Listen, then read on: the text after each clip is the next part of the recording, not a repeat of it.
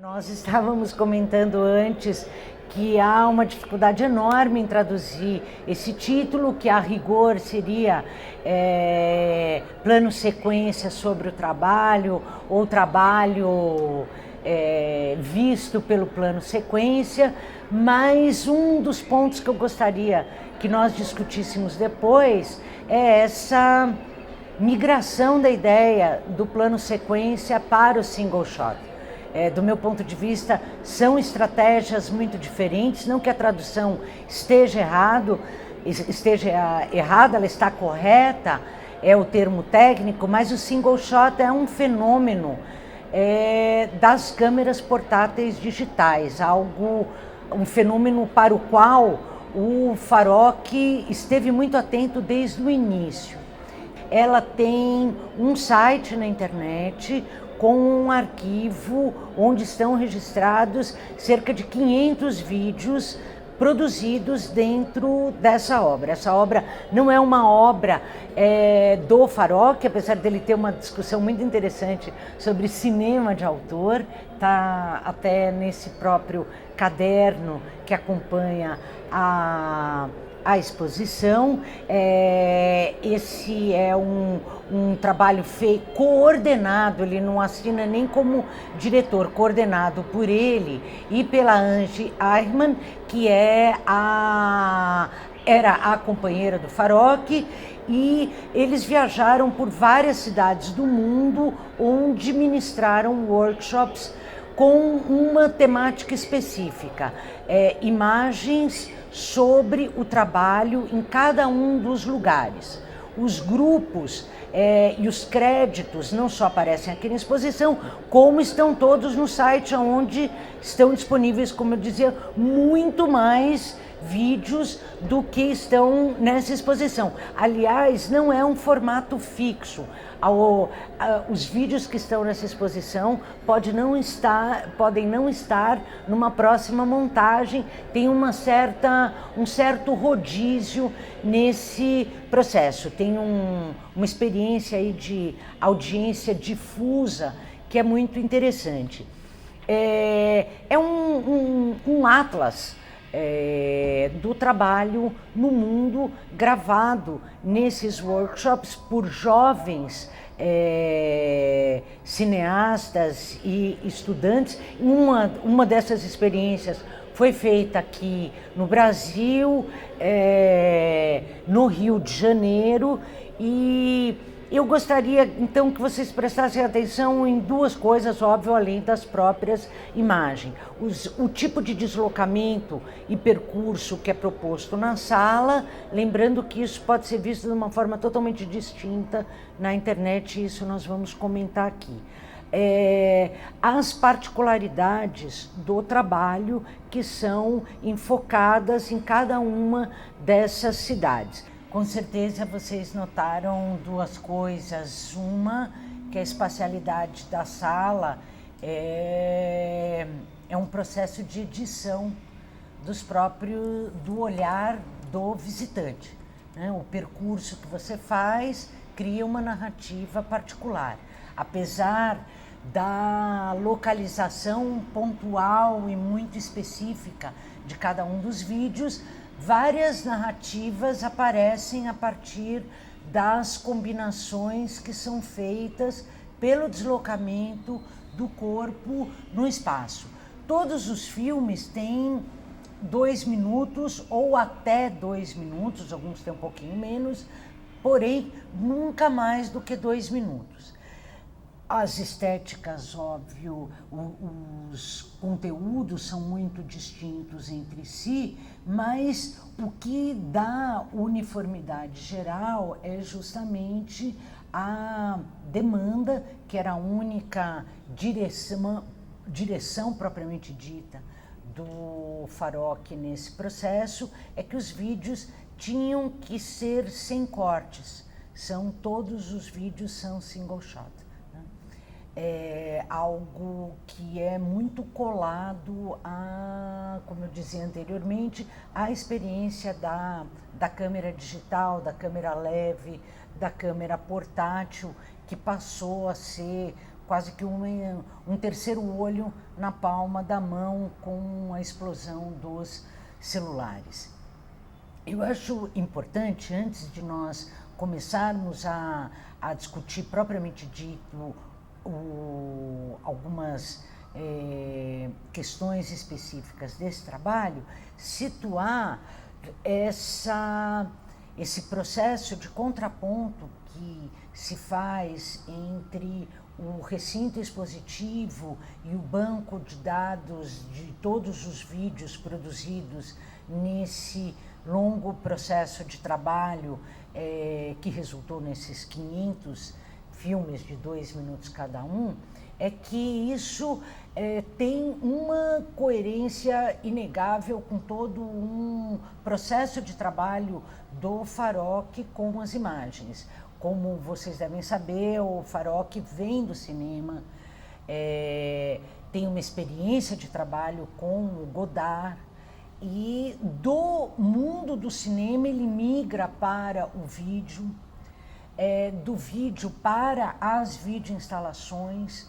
Dentro das videoinstalações ele é um dos pioneiros num formato de gravação que se tornou muito popular, que são os maquinemas, né? Os cinemas feitos a partir de videogames, né? O Farok utilizou toda a retórica das câmeras que são intrínsecas a esses jogos, né? Que, como vários de vocês devem ter muito mais intimidade do que eu sabem, permitem ângulos que seriam ângulos impossíveis à captação humana. E tem o seu espelhamento e a sua reverberação nas câmeras de vigilância com as quais não só o Farok dialoga muito, mas que a própria experiência cinemática da imagem imersiva do videogame retoma em gênero, número e grau. Essa temática ela é muito mais presente na outra exposição que houve do Farok no Instituto Moreira Salles, no Rio de Janeiro, onde a questão da vigilância era o mote. E aqui em São Paulo, não por acaso, me pareceu uma estratégia extremamente inteligente da curadoria, o gancho são as imagens que dialogam com o trabalho. Daí as imagens de videogame não estarem aqui, mas essas sim, né? Mas desse processo eu menciono os videogames porque é importante de entender, assim, o Farok é um artista das imagens migrantes, né? De imagens que migram entre suportes, e desse processo elas se desdobram então nessa imagem amarrada a um espaço expositivo específico e a esse espaço dissolvido das redes, onde esses mesmos vídeos poderão ser assistidos. Então, eu me senti uma megera, mas pelo menos vocês vão poder ver esses e outros na sua totalidade, rever muitas vezes, mas com certeza a experiência é totalmente distinta dessa visita em que se costura mesmo numa curva sinuosa no espaço essas narrativas, né? Enfim, eu faço essa introdução para deixar claro uma característica que marca muito a obra do Harun Farok como um todo, que é um olhar premonitório para determinadas tecnologias de visão, como tecnologias que são modelizantes sobre um olhar do mundo. Isso fica claro nos trabalhos com os videogames, isso fica explícito na obra Labor in a Single Shot, que é a que nós estamos discutindo hoje. Algo que amarra, além dessa opção do single shot, que não me parece fortuita e eu gostaria de comentar mais no final da minha apresentação, essa relação mais tecnoestética, é um aspecto conceitual, é o poder, é a relação entre câmera e o corpo que trabalha.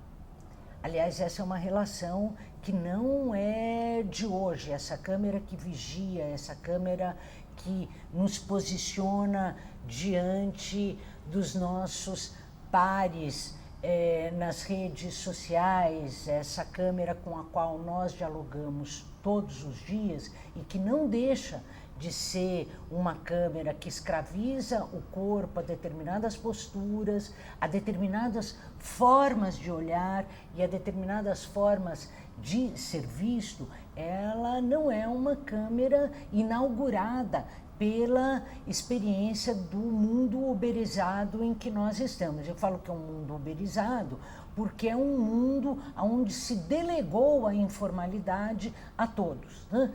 Sem querer me aprofundar muito nessa temática, mas remetendo mais ao contexto da exposição e deixando um pouco mais claro, pode-se falar num mundo uberizado quando todos nós, de alguma forma, trabalhamos no mínimo 4 horas por dia para o Facebook e para o Instagram, que na verdade é o Facebook também, e para o WhatsApp, que também é o Facebook, ou para a Google, né? Que agora é a Alphabet, que é algo assustador, né? Uma empresa de A a Z.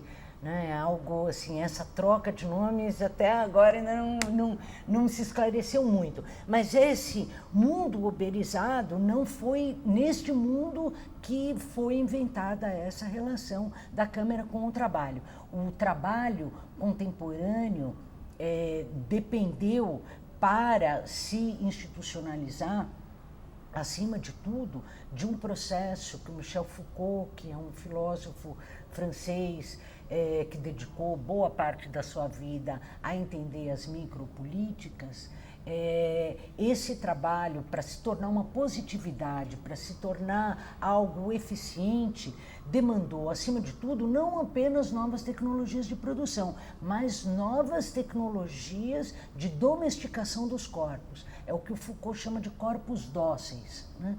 Você precisa ser doutrinado fisicamente para aprender a trabalhar numa fábrica. Você precisa que esse processo de regramento do corpo seja instituído desde a mais tenra infância nos bancos escolares, onde cada um é obrigado a assumir a mesma postura diante de um professor ou professora. É esse mesmo corpo que precisa aprender a estar em fila para entrar no trabalho, para entrar no trem, para entrar no bonde, para entrar no ônibus, enfim. Como Foucault dizia, é dócil um corpo que pode ser submetido, que pode ser utilizado, que pode ser transformado e aperfeiçoado. Essa é a grande questão do século XIX, não é à toa que o século XIX é também o século da explosão dos dispositivos técnicos de visão. É o momento em que o corpo é esquadrinhado nos seus últimos recônditos, né? Os microscópios, as lentes de aumento, tudo isso vai produzir um novo corpo. E vai produzir um novo corpo por quê? Porque essas câmeras e esse processo de transmutação do corpo em imagem é fundamental para o próprio sucesso do que se chamava de scientific management, que é o Taylorismo traduzido em outras palavras, né? Um casal referencial nessa história é o Frank e a Lillian Giebelt, que depois brigaram com o Taylor, quer dizer, o Taylor brigou com eles, mas que foram fundamentais para que todo o processo de divisão das tarefas do trabalho, não sei se para alguém Taylorismo é uma coisa muito abstrata, mas o Taylorismo é o método científico da produção, onde cada um tem um lugar específico na linha de montagem e estudado e administrado para que o seu tempo renda. Aliás, o slogan "tempo é dinheiro" é a tradução literal do que é o Taylorismo. Para que esse corpo trabalhe cada vez mais rápido, ele precisa ser absolutamente domesticado, ou seja, ele precisa se transformar num corpo dócil. E esse processo de docilização é feito a partir de uma série de estudos que captam imagens dos trabalhadores nas fábricas com uma espécie de lousa que simula um papel milimetrado e aonde depois o movimento é decomposto, muito semelhante no processo. Também já não pode esquecer que o Muybridge, os grandes estudos de movimento, são estudos da maneira como o corpo, seja humano ou animal, se desloca no espaço. Esse processo, portanto, ele é fundamental para o funcionamento. Talvez eu poderia ter economizado todo esse discurso, lembrando que uma das cenas mais antológicas da história do cinema é aquela do Charles Chaplin nos tempos modernos, quando ele desencaixa da linha de produção. Aquela sequência de imagem é o lugar onde se vê o sucesso desse processo de docilização, de domesticação dos corpos, que depende desse olho maquínico da câmera para ser efetivado, e é ali que a ruptura, né? O corpo que se desencaixa da produção acaba sendo o vilão, ou que é o marginal, ou que é preso. Eu não vou fazer spoiler do filme, mas eu recomendo sempre que se reassista, né? Porque é a imagem mais perfeita do Taylorismo, do processo de domesticação dos corpos, e algo que é pouco discutido na história do trabalho, quanto isso dependeu de métodos de observação que a olho nu jamais chegariam à sua capacidade de controle dos corpos se não fosse a eficiência das câmeras. Quando nós nos vemos diante dessas imagens que retomam o mundo do trabalho visto pelas câmeras portáteis, sob a retórica do single shot, nós vemos que nós estamos num outro momento da história do trabalho. Primeiro, porque essa câmera permite, supostamente, que qualquer um seja capaz de gravar o outro, o que é bastante problemático. E é algo intrínseco à nossa época, né? O Deleuze, que é outro filósofo francês, dizia que nós chegaríamos, possivelmente, que ele morreu antes, nós chegamos, de fato, a um tipo de sociedade que renegaria o panóptico, que não precisaria mais de um controle central, porque nós viveríamos em uma sociedade de controle onde todos poderiam controlar a todos. O que talvez esses filósofos não foram capazes de prever é que esse controle hoje, ele não é coercitivo. Esse controle que nós temos de um sobre o outro é voluntário. Nós doamos os nossos dados o tempo todo. Nós uberizamos as nossas relações sociais a chegar a um ponto da maior parte dessas imagens se referirem a trabalhadores que operam na informalidade total. É algo muito que me chama muita atenção nessas obras do Farok, é o tom premonitório sobre uma retórica visual que se institucionalizaria. Esse trabalho ele é anterior a essa uberização global, mas ele é sobre isso, né? E acho que é uma das questões centrais que levam à sua demanda, no plano aí já mais de uma tecnoestética, de uma imagem que seja produzida sem cortes. E aí eu paro para explicar o porquê essa questão do single shot versus o plano sequência se tornou uma obsessão nessas últimas semanas, trabalhando em cima dessa obra do Farocchi. Para os que têm mais intimidade com a história do cinema, sabem que o plano sequência não foi inventado mas é um dos marcos do neorrealismo italiano, do cinema pós-guerra, Ladrão de Bicicleta, tem... Oi? Roma, Cidade Aberta. E o plano sequência, ele é o olhar que se contrapõe ao olhar industrializado de Hollywood, daquela imagem feita com efeitos, daquela imagem feita em estúdio, né? Como são as chanchadas brasileiras. Então, ela é aquela imagem, supostamente um cinema do real, um cinema sem montagem, o que é muito desafiador no plano de pensar o cinema, quando nós lembramos que toda a revolução cultural embutida na Revolução Russa teve o cinema como um dos seus carros, né? Um dos seus estandartes maiores, e foi epitomizado na história como cinema é montagem, né? Isso é Eisenstein puro, né? Quem viu Encoraçado Potemkin, que é o grande filme sobre a Revolução Russa, lembra, o filme além do seu conteúdo, o filme é um marco histórico, porque o filme é montagem pura, né? Algo que depois o Godard vai levar às últimas consequências, colocando sempre os atores falando para a câmera, assim, isto não é verdade, tem uma câmera entre nós dois, né?